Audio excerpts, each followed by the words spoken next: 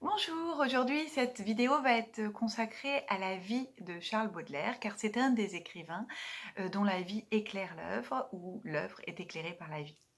On va d'abord parler de l'homme et des éléments marquants de sa biographie.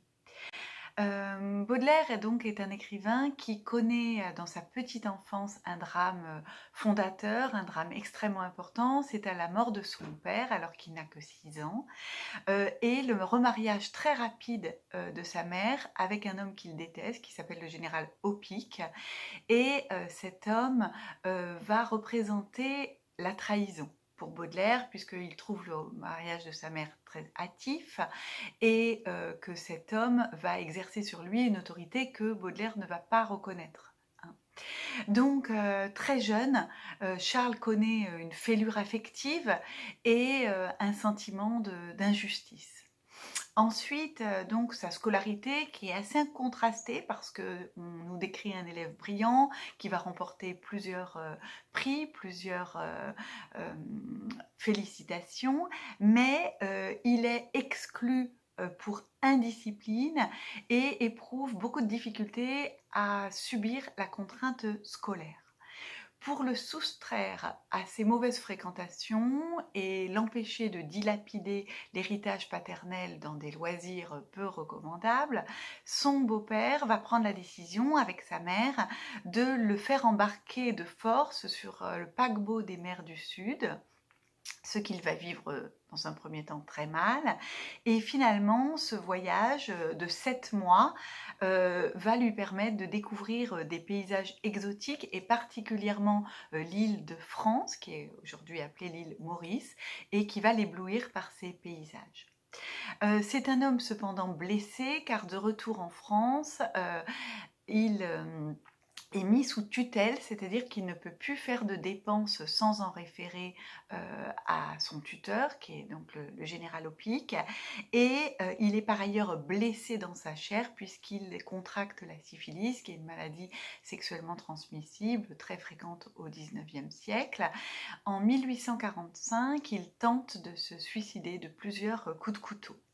C'est également un amant déçu, on lui connaît plusieurs aventures féminines avec Jeanne Duval, une figurante de théâtre qu'il rencontre, avec Marie Daubrun, une actrice plus honorable, hein, parce que Jeanne Duval, on lui prête de nombreux amants et de la prostitution, avec Marie Daubrun, mais qui elle-même ne va pas accorder l'exclusivité à Charles Baudelaire, ce qui va très mal vivre, et avec Madame Sabatier, qui est une intellectuelle, une femme qui tient un salon très en vue, mais qui est une femme idéalisée par le poète. Donc on a un peu 3 formes d'amour, mais aucune ne va le satisfaire et lui permettre d'atteindre l'idéal. Finalement, c'est un homme dépressif et malade à la fin de sa vie, et qui va être, après une attaque cérébrale aphasique, il va presque dire aucun mot, hein, lui qui a une telle maîtrise du langage, c'est tragique, hémiplégique, et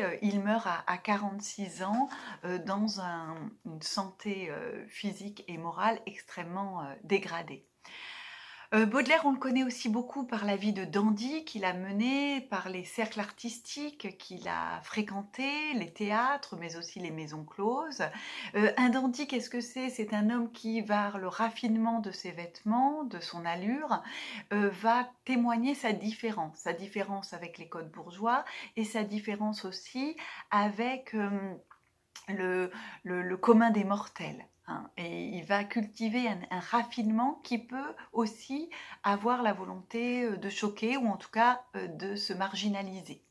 C'est un esthète, il est amoureux de la beauté de l'art. C'est un auteur qui va à la fois traduire et faire de nombreuses critiques d'art, picturales entre autres.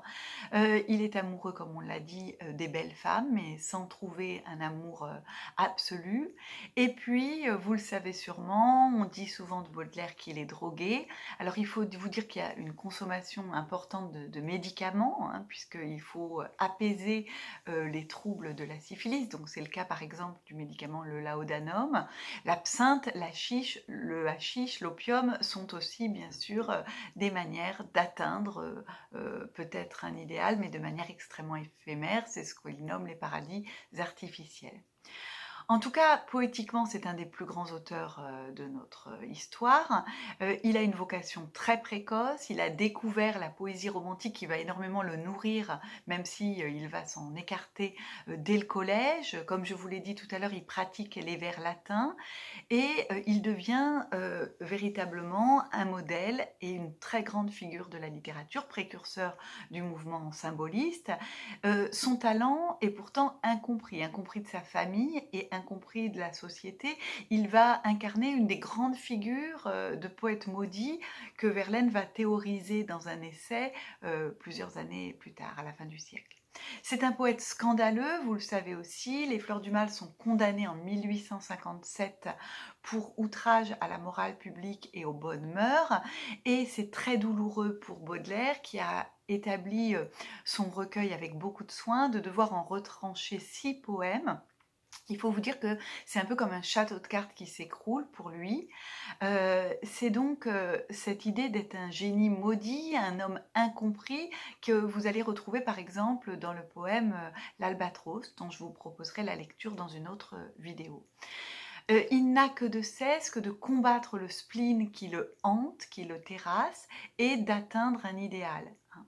Donc on reviendra plus tard sur cette notion d'idéal. C'est un précurseur, comme je vous l'ai dit, et Mallarmé, Rimbaud, Verlaine, grands poètes symbolistes, devront beaucoup à Baudelaire. Dans une autre vidéo, nous reviendrons également sur le sens du titre qu'il donne à son recueil.